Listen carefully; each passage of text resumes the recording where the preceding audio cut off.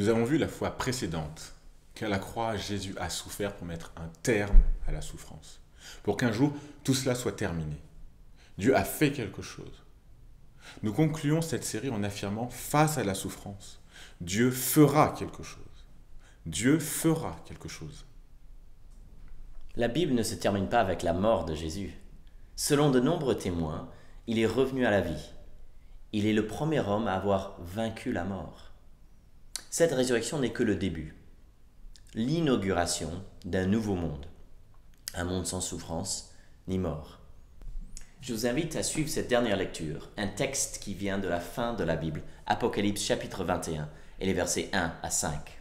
Puis je vis un nouveau ciel et une nouvelle terre, car le premier ciel et la première terre avaient disparu, et la mer n'existait plus. Je vis descendre du ciel, d'auprès de Dieu, la ville sainte, la nouvelle Jérusalem, préparée comme une mariée qui s'est faite belle pour son époux. J'entendis une voix forte venant du ciel qui disait « Voici le tabernacle de Dieu parmi les hommes. Il habitera avec eux, ils seront son peuple, et Dieu lui-même sera avec eux. Il sera leur Dieu. Il essuiera toute larme de leurs yeux. La mort ne sera plus, et il n'y aura plus ni deuil, ni cri, ni douleur, car ce qui existait avant a disparu.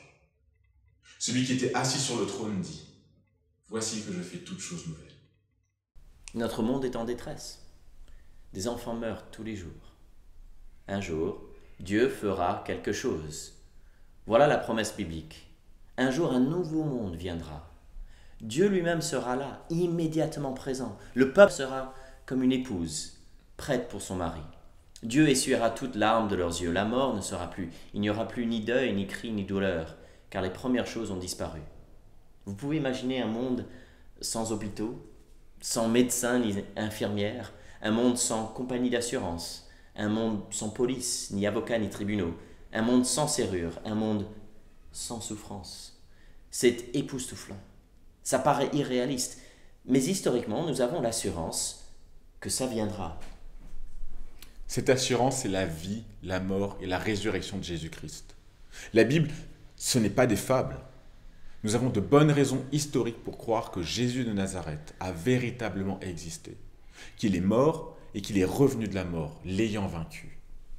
Nous sommes convaincus que la seule explication qui tient la route pour les preuves historiques concernant la résurrection de Jésus, c'est qu'il est véritablement revenu de la mort.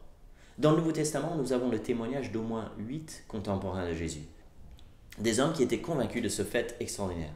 La résurrection de Jésus, c'est un événement public, pas un secret révélé à seulement 1 ou 2 personnes.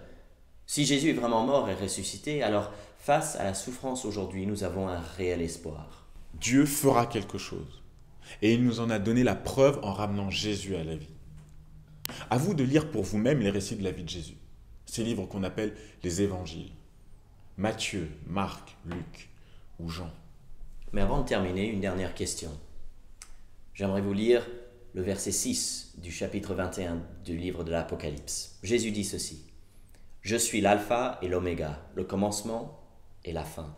À celui qui a soif, je donnerai à boire gratuitement de la source de l'eau de la vie. » Avez-vous soif?